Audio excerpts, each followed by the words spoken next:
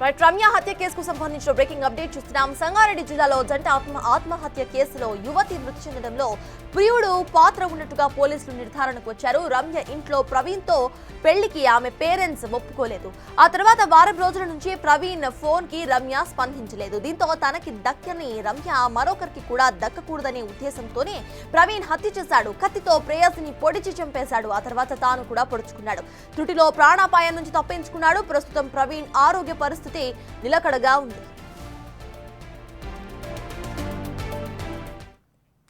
ఇదే అంశంపై పూర్తి డీటెయిల్స్ మా ప్రతినిధి సుజాత అందిస్తారు. సుజాత, చెప్పండి, మొన్న మీరు ప్రవీణ్ పేరెంట్స్ తో మాట్లాడినప్పుడు అసలు ప్రేమ వ్యవహారం తెలియదంటూ కూడా ఆవిడ వ్యాఖ్యానించారు. ప్రెసెంట్ ప్రవీణ్ పరిస్థితి ఇప్పుడు నిలకడగా ఉన్నట్టు తెలుస్తోంది. అయితే ఇన్వెస్టిగేషన్ లో ప్రవీణే హత్య చేసినట్టు నిర్ధారణ తెలుస్తోంది. అసలు అప్డేట్స్ ఏంటి?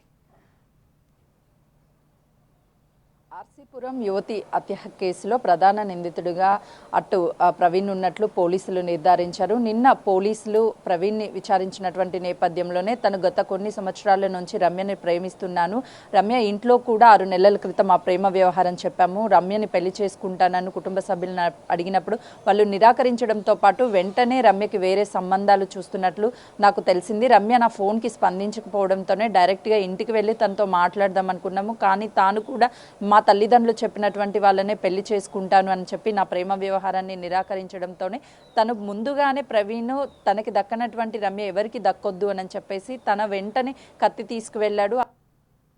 ఇంట్లో వాగ్వాదం సృష్టిలో తన ప్రాణాపాయ స్థితి నుంచి బయటపడ్డాడు.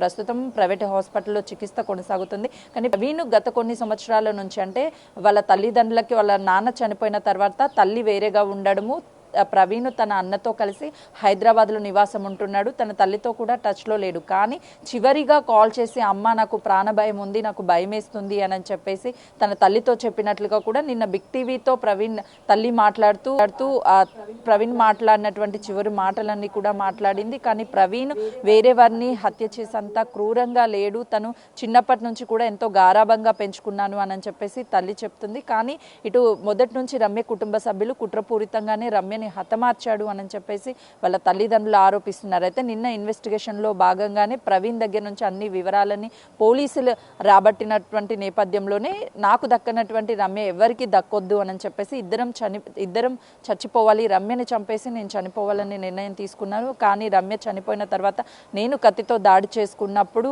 నేను ఛాతి మీద గొంతు మీద దాడి చేసుకున్నాను. నన్ను వెంటనే హాస్పిటల్కి తీసుకురావడం వల్ల నేను ప్రాణాపాయ స్థితి నుంచి బయటపడ్డాను అని చెప్పేసి అటు ప్రవీణ్ కూడా వెల్లడించాడు. సతాస్.